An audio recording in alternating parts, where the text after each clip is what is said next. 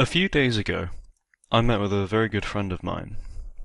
We've known each other since we were very young and have maintained contact through some bizarre measure even as we both enter manhood. Such a relationship, of course, has endured not out of ease or necessity. We went to different secondary schools, he went to college and is in university, whilst I dropped out of education. We have different interests and so on.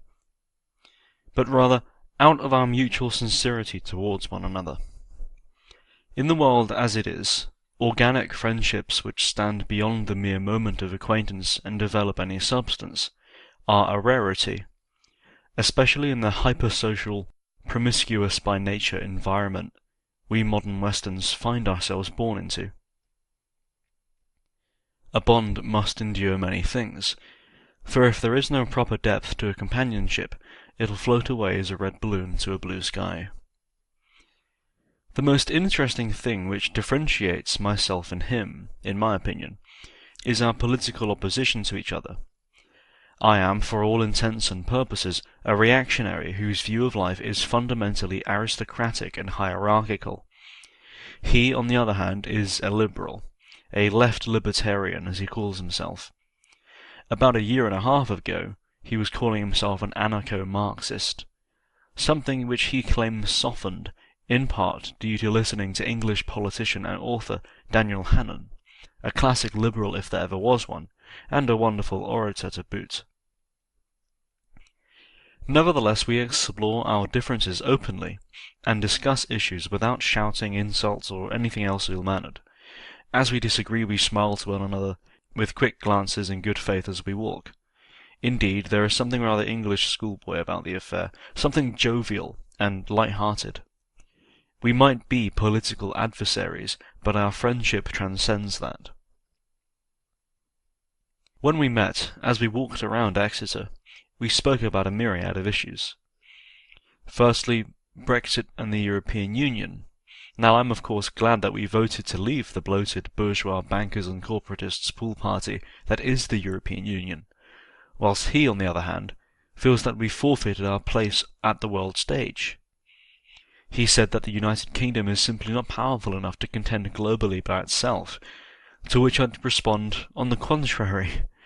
The UK is still one of the most powerful and respected countries in the world, even for its small size. This was definitely something reinforced the other day, as now we voted to leave the EU, and just in time, many countries were aching to sign new trade agreements with us.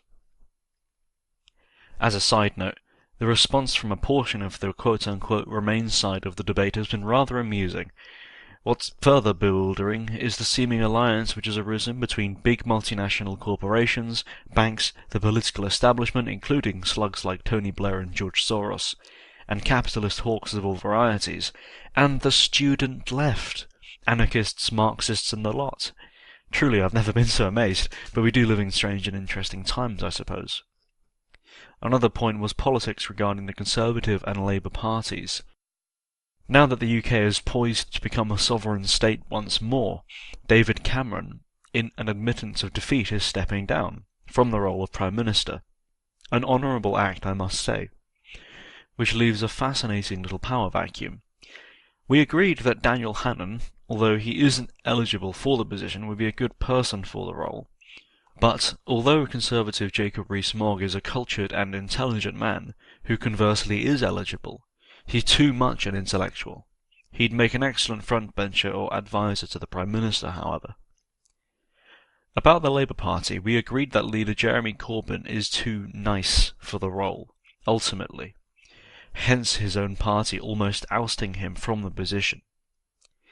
He is ultimately a respectable man who is no villain, though, like Cameron, he should have been on the Leave side of the Brexit debate. When the conversation moved to London Mayor Sadiq Khan, my friend was more tolerant of a Muslim in such a position than I, though of course his faith doesn't impact his abilities as a politician overmuch. The point stands, though, that Khan is not, never has been, and never will be English, and his mayorship is equivalent to foreign occupation. Such a scenario only speaks of the nihilistic, market-driven den of thieves and vipers that London now is. Although it is interesting to note that more people voted to leave the European Union in London than voted for Sadiq Khan for mayor. Another point was our intellectual endeavours. As I've been toiling away with a YouTube channel, my blog, West Coast Reactionaries, reading, writing, editing, administrating, conversing, etc. for the past year and a half, he's been at university studying journalism.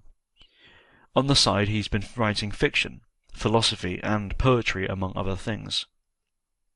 He even wants to write a critique of power. Such a thing to his mind found manifest in Shakespeare's King Lear.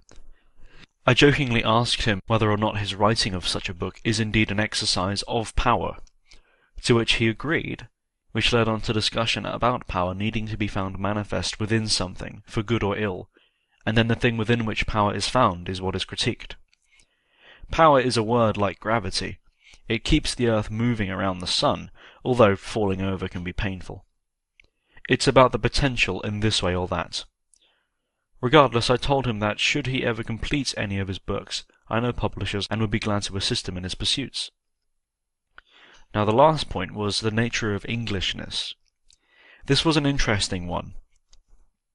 I asked my friend as we were walking beside Exeter Cathedral what the first thing which came to his mind was when I said the word England. He responded by naming a street somewhere whose name escapes me. The image he conjured was one of horror. A dirty, urban cityscape with leftist university professors walking next to the city's homeless and drug-addicted. A place where no fewer than 10 languages are all heard at once, and assorted foreign restaurants tightly push themselves side by side for miles in either direction. Fuel and cigarette smoke fill the air as a quick-paced, pink-haired young woman covered in piercings does her best to ignore the scene of a Muslim man in a white robe beating his veiled wife for daring to step ahead of him, all in broad daylight. Construction workers repair the broken, crumbling pavement as a group of sneering women's studies graduates march past, chattering to each other about how that one particular worker looks a bit like a rapist, better steer clear. Noise bellows from a cafe full of young people talking about nothing. The sky darkens and clouds begin to pour rain upon the street. Umbrellas bloom, but noise only continues to blare. Speech without poetry, energy without warmth, living without life. Conversely, when I think of England, I think of countryside hamlets and old stone walls, cottages and flower pots, busy Tudor streets and strong Gothic architecture, pastries and ornaments for sale, fields of green and golden, and forests dark and still, rivers and lakes and ponds of clear water. A roe appears from the adjacent woods and takes a drink, her ears fluttering with each gulp. As we pan out we see 2 red squirrels dancing in an oak tree, itself green and full of life, sheltering the forest floor with its strong, aged branches. The squirrels leap onto the floor surrounding the tree, looking for acorns in playful curiosity. In the distance beyond the forest we see chimney smoke from a small countryside hamlet. A boy plays outside the village church with his friends, fencing with sticks stolen from the forest, with cries of "On guard!" and "Ow, that got my bloody finger." The boys stop as they nervously watch 2 young women pass by, but thereafter they continue their vague reenactment of Agincourt, with vigour and confidence. I pity the boy having to play the part of Charles the Albert, to tell you the truth. It's fascinating how myself and my friend could look at the same picture, England, and see something totally different. He's middle-class, college and university educated, and sociable. I'm lower-class, self-educated, and unsociable. The lenses we each look through are vastly different, and I confess that I find his worldview utterly perplexing. How could he look upon a modern, multicultural urban setting and see anything of depth? Anything of substance, value even? When one seeks to examine this setting, what of worth is there to be found? Sure, your American burger is cheap, and your brown-skinned friends amiable enough, but is that really all that's needed to make you feel at home? What even is home to such people? Is it a good thing or a bad thing? Is it merely a brick house built in the 1960s buried deep into an estate? Does it even exist? One of the points I raised when explaining my endeavours to him was the fact that my focus is ultimately existential. And it is indeed this focus which has led me out of the contemporary world and its paradigms. Modernity is a bleak, unending Tartarus, and the fire within me burns for an alternative. To be comfortable with society as it is seems like the result of a very narrow way of thinking which, try as it might, will be unfulfilling in the end. There is no morality to capitalism and the marketplace except the lack of morality. One must effectively transcend it to encounter anything of permanence. So if there is all this disagreement between me and my friend, how do we get on at all? I think the answer lies in the simplest of places, honesty. We are clean and direct with each other, and we respect one another as old friends who are more or less equally well-intentioned, intelligent, and worth listening to. I was the more dominant in our conversations, and he'd listen to me tentatively, but every now and then he'd cut me short and say something which forced me to stop with the self-gratifying rambling, and to think. The England I see, for example, is a product of ages past, he argued, and that past isn't coming back. A fair point, but I pressed him then on what constitutes an identity or form at all. Is such a thing constantly in flux without any stable foundation? We can throw such ideas at each other knowing that there will be no hatred, no malice, no misunderstanding. And in a world full of such falseness, I believe this to be an incredibly special thing, even if my friend is wrong most of the time. As a comparison, we can look to the friendship which existed between the late geniuses G.K. Chesterton and George Bernard Shaw. They were good friends with frequent discussions and few agreements. About Shaw, Chesterton had this to say, quote, "After belaboring a great many people for a great many years for being unprogressive, Mr. Shaw has discovered, with characteristic sense, that it is doubtful whether any existing human being with 2 legs can be progressive at all. Having come to doubt whether humanity can be combined with progress, most people, easily pleased, would have elected to abandon progress and remain with humanity. Mr. Shaw, not being easily pleased, decides to throw over humanity with all its limitations, and go in for progress for its own sake. If man as we know him is incapable of the philosophy of progress, Mr. Shaw asks, not for a new kind of philosophy, but for a new kind of man.